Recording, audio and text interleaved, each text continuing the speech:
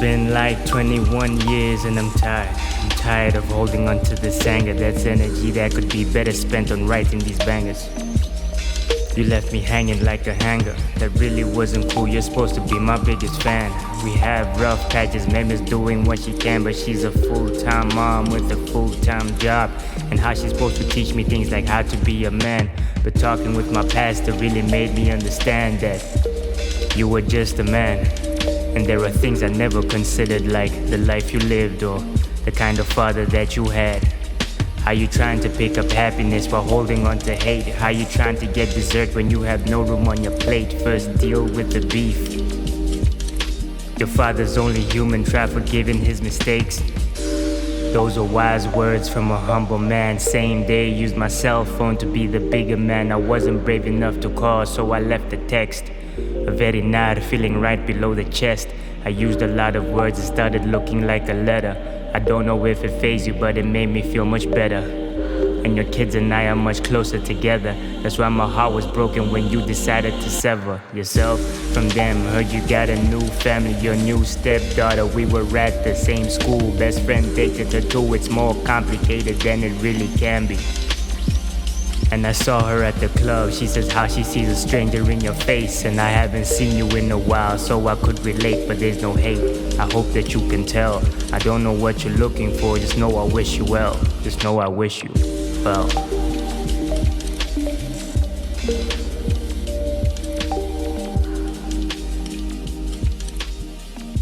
I first put the song out publicly as spoken word, which was years ago. So what they do at spoken word is you audition, and then if you get picked, this selected group, then you go through preparation. You have other poets and mentors who help you refine this thing that you have created. That was at that time. That was my third time, and out of that time was the time they spent the most significant amount of time compared to my other ones, because it was the first vulnerable thing that I did. The other two were more lyrical showmanship, and it bombed. No, not bombed, but it did relatively much. The reception was much lower compared to my other ones. But I'm still glad that I did it. It was my first time being vulnerable on stage, and it was interesting.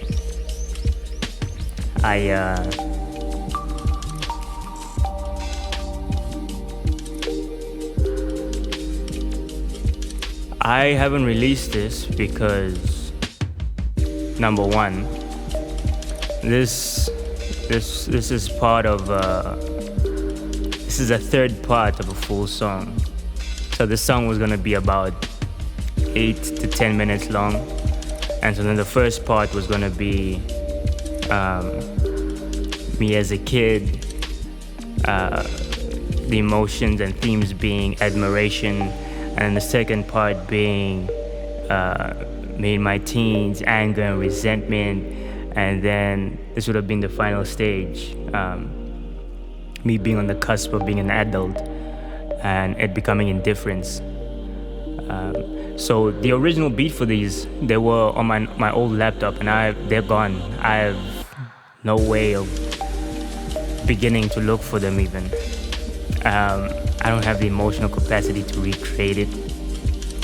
So that's number one, the beats are gone. Number two, I have no emotional attachment to it anymore. This was such a long time ago, and it feels contrived to try and put this out as a song. I start the sentence, it's been like 21 years. I was 21 when I wrote this. This was 5 years ago. Yeah, it's just it's not even on my radar, the feelings that I had there. So I hardly doubt I'll release this. What else?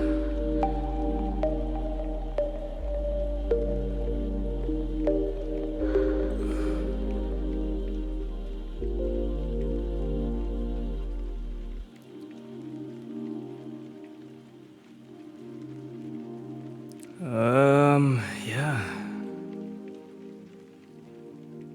But this is also, it's not a new theme, you know.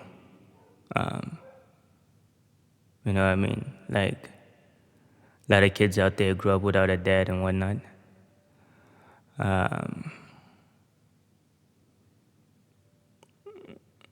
It's so the approach I have for it, I thought was very interesting. I thought it was gonna be cool. It was gonna be even the beats were gonna switch up. It was a dope idea. I think it would have been really cool. But sometimes things seem cool in your head, and then when you execute it, then it's a whole different story. But yeah, I don't have much else to say. This is gonna be the longest Wiser Wednesdays I have a feeling.